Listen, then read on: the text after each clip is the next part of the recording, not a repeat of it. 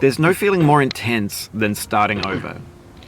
If you deleted your homework the day before it was due, as I have, or if you left your wallet at home and you have to go back after spending an hour in the commute. If you won some money at the casino and then put all your winnings on red but it came up black. If you got your best shirt dry cleaned before a wedding and then immediately dropped food on it. If you won an argument with a friend and then later discovered that they just returned to their original view. Starting over is harder than starting up. If you're not ready for that, like if you've already had a bad day, then what you're about to go through might be too much. Feel free to go away and come back. I'll be here. Alright, thanks for coming with me on this trip. I'll understand if you have to take a break at any point. Just find a safe place to stop and quit the game. And don't worry, I'll save your progress, always, even your mistakes. This game is a homage to a free game that came out in 2002, titled Sexy Hiking. The author of that game was Jazor, a mysterious Czech designer who was known at the time as the father of B games. And B games are rough assemblages of found objects. Designers slap them together very quickly and freely, and they're often too rough and unfriendly to gain much of a following. They're built more for the joy of building them than as polished products. In a certain way, Sexy Hiking is the perfect embodiment of a B game. It's built almost entirely out of found and recycled parts, and it's one of the most unusual and unfriendly games of its time. In it, your task is simply to drag yourself up a mountain with a hammer. And that act of climbing, in the digital world or in real life, has certain essential properties that give the game its flavor. No amount of forward progress is guaranteed. Some cliffs are too sheer or too slippery.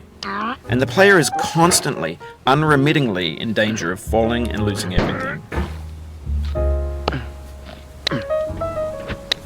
Anyway, when you start Sexy Hiking, you're standing next to this dead tree that blocks the way to the entire rest of the game. It might take you an hour to get over that tree, and a lot of people never got past it. You prod and you poke at it, exploring the limits of your reach and your strength, trying to find a way up and over.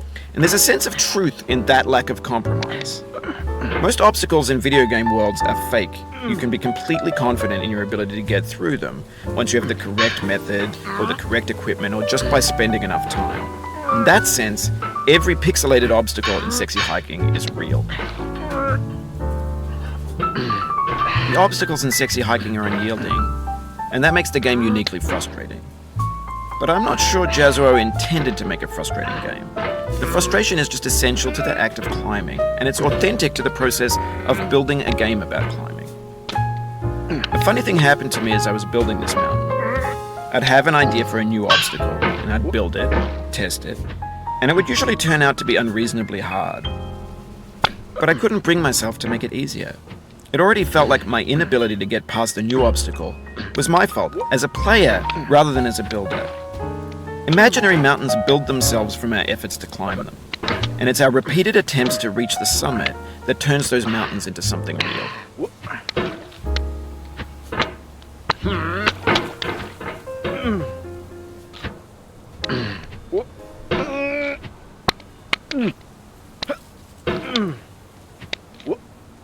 Oh, you just lost a lot of progress.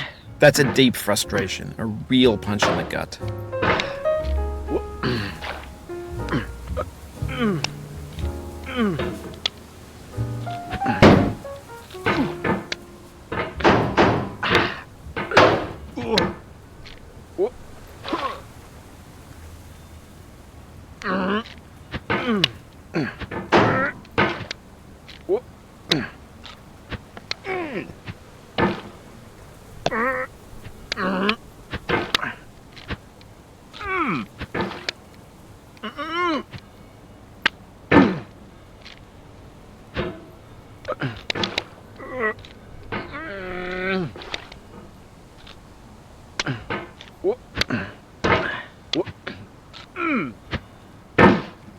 Oof, sorry about that.